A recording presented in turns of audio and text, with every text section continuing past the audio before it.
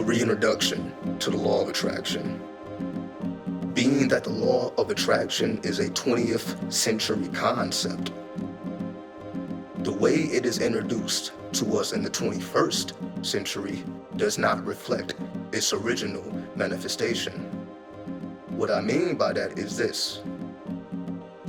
In the 21st century, those who introduce us to this concept, which is very popular, are not the same as the people who introduced the concept in the 20th century.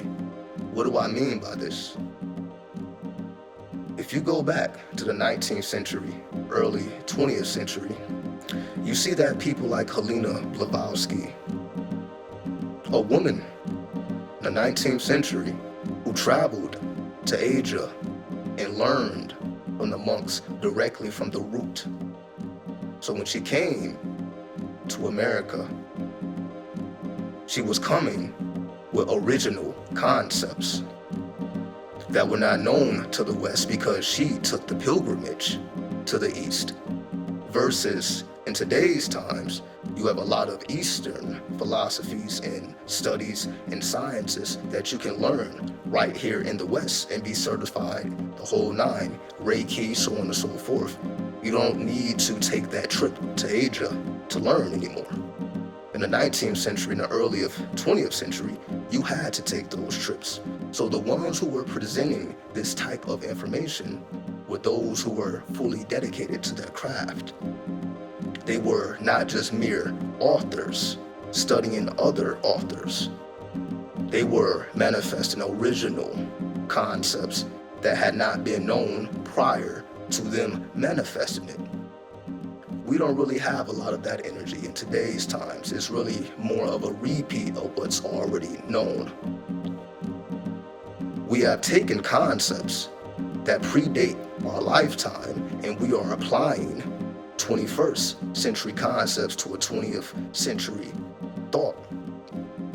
There's nothing wrong with this because being that we are in the age of Aquarius or the new age, however you want to classify it, we are here to combine the various sciences of this planet into one supreme science.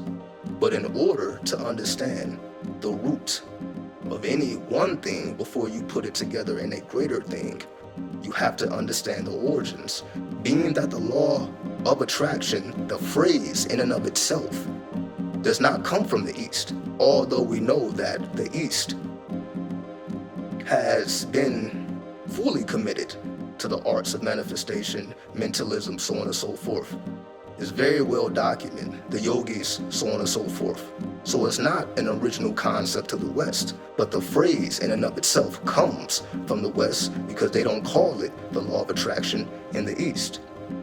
We call it the law of attraction here because it originated here in the West. And by the West, I'm not just referring to the United States, I'm also referring to Europe as well, because the Western world also includes Europe, just so there is no confusion there. So to wrap all this up, most people have no idea who originated the phrase, have no idea of the original system that came with that phrase. And the only thing we do know about the law of attraction is the concepts presented through New Age information and teachings. So I am here to encourage to go back in history and to reintroduce yourself to the law of attraction because its concepts are completely different to what we think it is in today's times. Let me give you an example. To say something is a law means that it is a rule that cannot be broken. It is something that must be followed at all times, whether knowingly or unknowingly. Because if you unknowingly follow the law, you get good results. If you knowingly follow the law, you also get good results. So everybody isn't always familiar with these concepts, but nonetheless they follow the law because it's just a part of their archetype. So, magnetism. Magnetism denotes that magnets or some type of poles or dual poles exist, hence a positive side and a negative side. So magnetism brings duality or polarity. into our consciousness, so on and so forth. So if the law of attraction, as we know now, positive energy, positive thoughts, negative thoughts, all this is just referring to magnetism.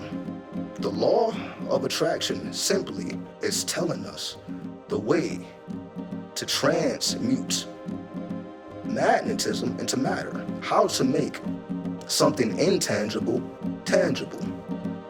The intangible force that's being referred to is magnetism. The tangible form that we strive to materialize it in is matter. The crystallization of magnetism and matter, that is the law of attraction. That is the original concept before it was mixed with the Eastern philosophies. And again, it's not to say that there's anything wrong with the mixtures, but the original concepts must be fully understood before you mix them, because if you don't have an understanding of the original concept before you mix it with other teachings which have nothing to do with the original concept, then you completely miss the mark. You see it in the 21st century eyes instead of the 20th century eyes. Because once you see it through the 20th century eyes, then update it to the 21st century eyes, then you have a greater concept of what you're actually dealing with, because you have actually made it to the root of civilization. You have made it to the origin of the concept, and you have read the original works, the source material for the concept that is worldwide and everybody knows. But not everybody has connected themselves to the root. And once you connect yourself to the root, you have a greater understanding than those who have no idea what the root is. And that goes for any of the occult sciences.